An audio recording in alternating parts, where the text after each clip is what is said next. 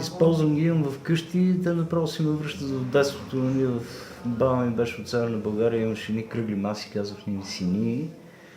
Вероятно е турско име на това нещо. Много удобни, много такива готини, но в момента не са много разпространени. В момента навсякъде всеки гледа да копира тия съвременните тенденции, бок концепт. Аз поне в Пловдив не знам много места, където има малки трикраки столчета. За бой в бар, макар че не съм се сбивал. Като бях малка, един мой познат имаше в своята къща такава машка и 3 столчета, си спомням, това ми е детски спомен и много ми харесваше да стоя на тези столчета. Не използвам такива, сядал съм на такива табуретки, но просто не се сещам дори кога. Случвало ми се, спомням си възглавничката, примерно, и формата на табуретката, но вкъщи няма такова нещо, примерно. Помня преди имахме, като живяхме в Капана с семейството ми, имахме 2 такива малки, един беше по-малък, дори беше малко по-голям, 3 краки черни столове с гумени накрайници на крака и пластмасова седалка. И сещам как пекохме чушки на един чушкопек на терасата, която беше на последния етаж и беше много яко. Столча представя една стабилност. Четвъртата крачка не е нужна вече, нали? Не съм виждала и не съм сядала на такова столче. Навсякъде съм го виждал това по селата, планините. Сега това, че в градовете не се използва, нали, вече сме свикнали на столове, разни видове, но това е традиционално нещо. Всяка къща в селата, горите има, все още си ги използват тези столове, нали?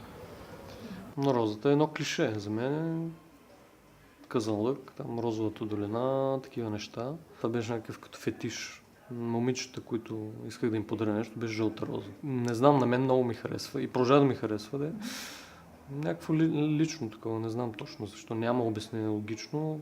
Може би да се отличи от останали, защото червена, розова и така нататък са някакси по-традиционни. Спомена, който първо ми идва, като бях малък и бях на село и паднах в един храст с рози. Да, за тогавашния стандарт беше болезнено. Но иначе харесвам цветето, много приятна аромат също. Ароматерапия може да се приема, да се пие също така, но не съм пробвала. Не, розата е може би от най-прекрасните аромати. Не знам, там ще замълча. В смисъл 50 на 50 са ми спомените. Изпратихме един приятел и просто розата беше основният аромат преди години, като бях малък и от тогава миризмата на роза просто праща в отвъдното, като половина Япония го използва и половината свят, нали? Така че знам за какво се използва. Това е от най-висококачествените продукти, а българското розово масло няма аналог. То е с точност 20 и кой знак. Нали? Както златото има карати, така и розовото масло има характеристики. По-чисто от нашото просто не е направено до момента. Занимавахме се малко с ароматите, оттам го знам това. Розата за рождения ден, която ми подариха, беше бяла. Харесва ми миризмата на розите. Розата, нали, се използва за много неща, които, нали, ние ги използваме след това. Козметика има голяма роля в живота на хората. Когато бях малък, баба ми и деда ми има доста рози. Отпред градината им беше с рози. Отзад имаше ягоди и разни плодове, но розите бяха отпред винаги. Моя кум има плантаж с рози, много рози. И сещам бях доста малък, не знам, може би 10 години имах. Има един голям ресторант наблизко до нас и там винаги има сватби, голями сватби. И сещам, че го помолих да ми даде рози, той ми даде 100 рози и отида в 2 или 3 уикенди, влиза вътре и продава в рози. Това беше моето първият допир с предприемачество. За розовото масло не съм чувала. Липата за мен определено навява някакви спомени, да.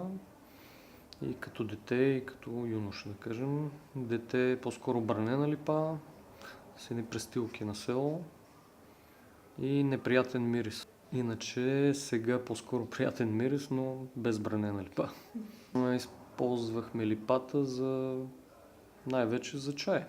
Баба ми искаше да се прави чай постоянно, аз ненавиждах този чай. Най-вече юни месец в дъждовно време, когато започва да цъфти и се отделя този специфичен аромат. Пловдив определено е град с голяма концентрация на липи. Прекрасни асоциации, може би е свързано с най-хубавия месец, който е в Пловдив, май-юни този период и тогава всичко така се ражда. Винаги липата ми дава някакви такива усещания, че нещо тръгва от начало. Пробвал съм, да, пил съм чай от липа, но лично не пием често чай от липа. Значи голяма част от урбания живот навсякъде в градовете. Но за жал съм алергичен на липа. Между това не можем алергията не е толкова проблем, колкото липите са хубави, нали? Прави се за парка, която вдишваш с цел да си оправиш проблемите с синусите и бейтерове, поне така някаква народна рецепта, мисля, че имаше. Влязох и видях една снимка как се появява, без някой да ме предупреди, нали, какво ще се случи.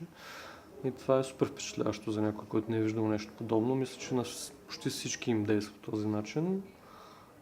И това го свързвам с тъмнина. От нищото изниква образ. А иначе светлина, много по-романтично. Един мост, една целувка, която беше пробита от едно обедно слънце, един вид между двамата. Един много приятен изгрев на едни скали, които са край Пловдив до село Извор. Не бяхме спали цяла нощ и сутринта отидохме точно една скала с един кръст и точно посрещаш изгрева беше много приятно, наистина много приятни нюанси на светлината и полуздрач, полусветлина. Много се радвах да видя слънце, защото беше много студена вечер. То не беше точно и мрак, беше по-страшно от мрак, нали, като усещане. Пък другия ми сън, в казармата бях, сънувах един храм, който имаше 3 излъчвания едновременно, някакъв смисъл строеше от него, но не като думи, а като нещо, което влиза в тебе като смисъл и ти разбираш, че го знаеш и си го знаел винаги. Второто беше светлина, която не мога да я свържа с никоя заедно, в смисъл уникални тонове, които не съм виждал. И те изкряха просто. И третото нещо беше музика, пак като характеристика на този храм, която не е като тая, която е чувам, която пак като смисъл влиза в тебе една мелодия, която това няма как да го обясня. Харесвам слънцето, харесвам светлината повече от темнината. Всъщност зависи къде си, зависи от момента. Понякога в гората, кога е тъмно, най-хубаво виждаш, нали, светлината от звездите.